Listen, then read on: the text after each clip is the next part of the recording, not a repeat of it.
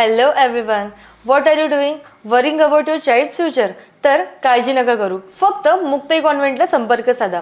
Because here you get learning with the excellence, quality education, science-based activities, play-based games and interactive learning. With all these modern teaching methods and strong parent-teacher communication, then what are you waiting for?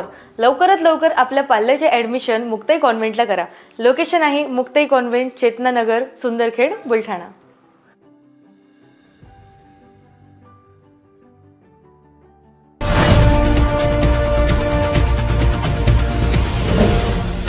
City news वसा जनसेवेचा.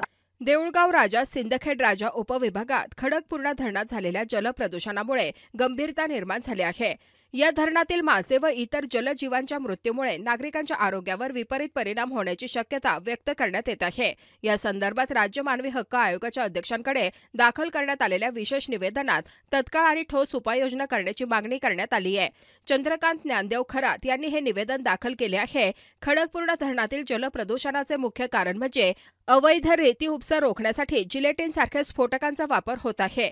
या स्फोटकांमुळे पाण्यात रासायनिक द्रव्य मिसळून जैविक जीवन धोक्यात आल्याने मासे व इतर जलजीव मृत्युमुखी पडल्याने धरणाचे पाणी दूषित झाले असून ते देऊळगाव राजा, सिंदखेड राजा आणि पंचक्रोशीतील गावांमध्ये नळाद्वारे पुरवले जाते.